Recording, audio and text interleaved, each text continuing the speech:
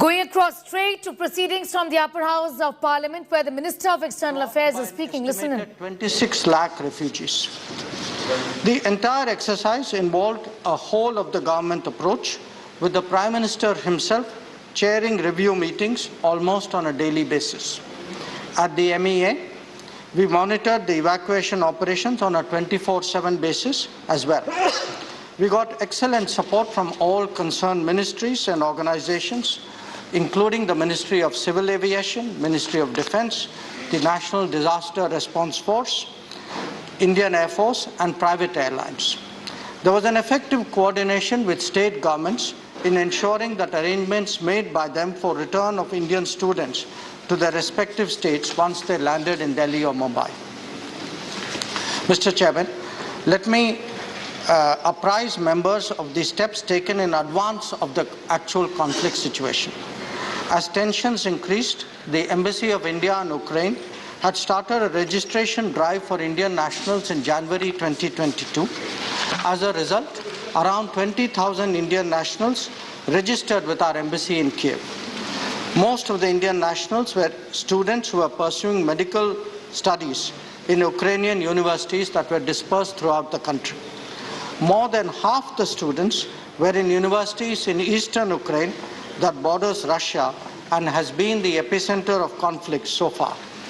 Students hail from 35 states and UTs of India, with more than 1,000 students each from the states of Kerala, UP, Haryana, Tamil Nadu, Gujarat, Maharashtra, Bihar, and Rajasthan. In view of the continued build-up of tensions in February, the embassy issued an advisory on 15 February 2022 advising Indian nationals in Ukraine whose stay is not essential to leave the country temporarily.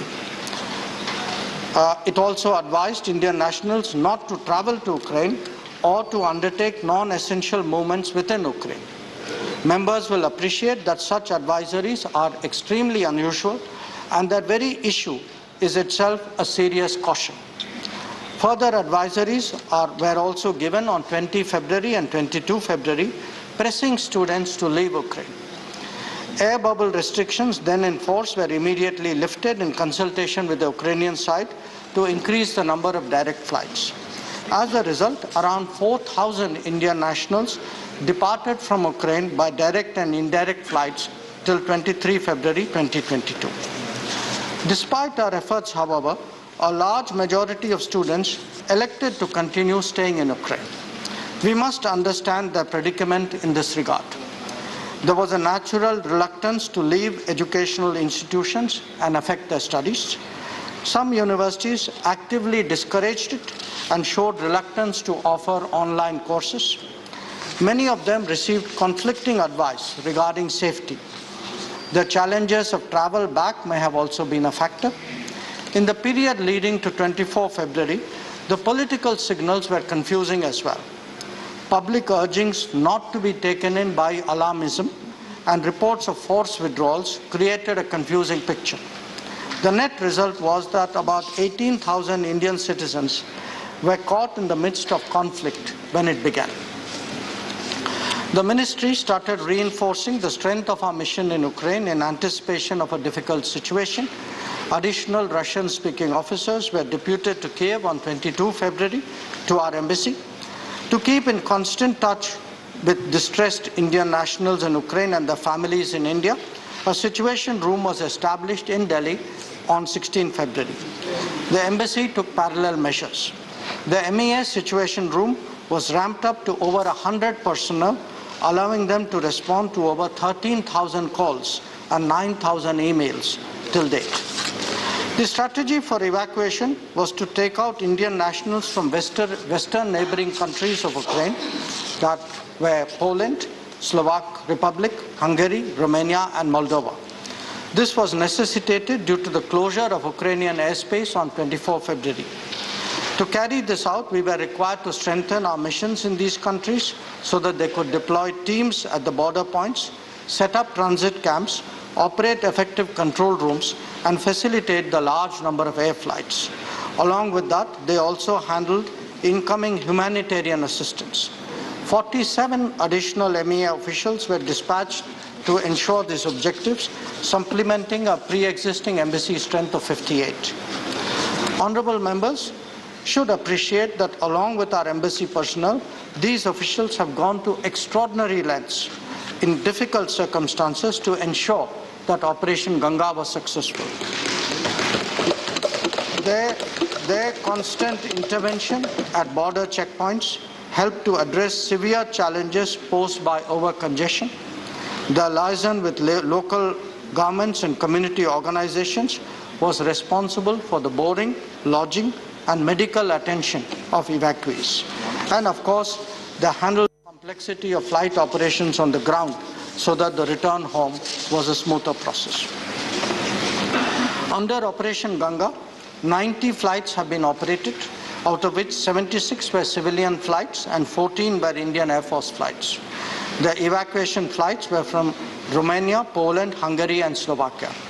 While Indian Air Force rose to the occasion, most of the private airlines, and that includes Air India Express, Indigo, SpiceJet, Vistara, GoAir, and AirAsia, also participated enthusiastically. During this period, Prime Minister himself spoke to the presidents of Russia and Ukraine on multiple occasions. He specifically took up the issue of safe evacuation of Indian nationals, especially from Kharkiv and Sumy. Prime Minister also spoke to the Prime Ministers of Romania, Slovak Republic, and Hungary, and the President of Poland to seek their support for facilitation of entry of Indian nationals to their countries. I most sincerely thank these partner nations for opening their doors and helping our citizens in our hour of need. Chairman, sir, I was also in constant touch with my own counterparts in Ukraine, Russia, Poland, Romania, Hungary, Slovakia, and Moldova for similar reasons.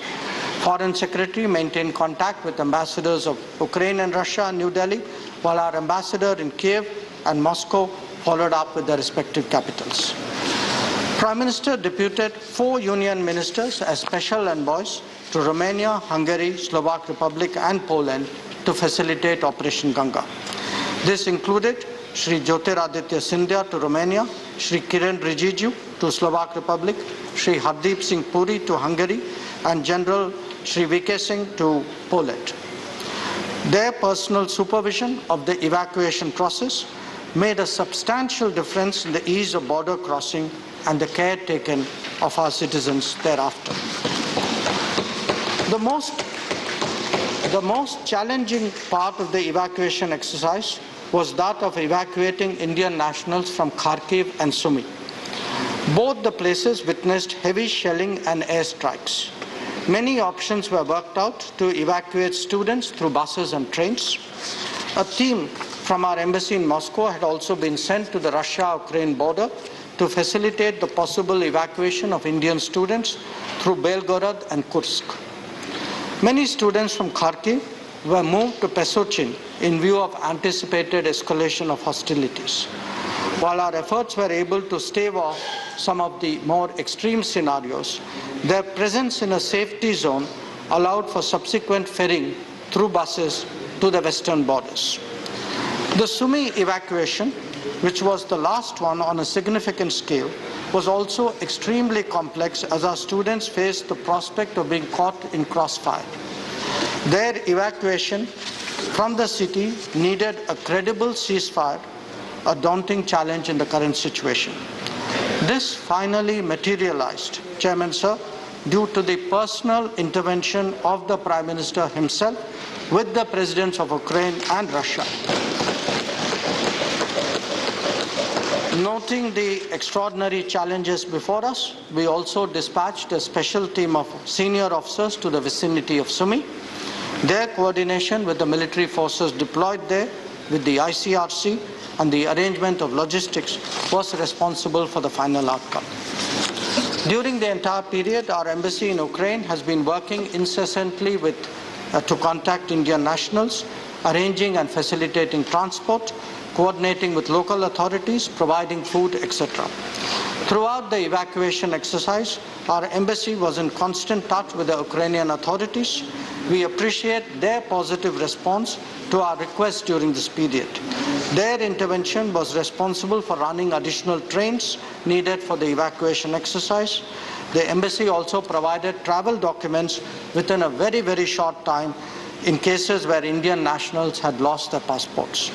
They also partnered with neighboring embassies to resolve challenging situations on the border.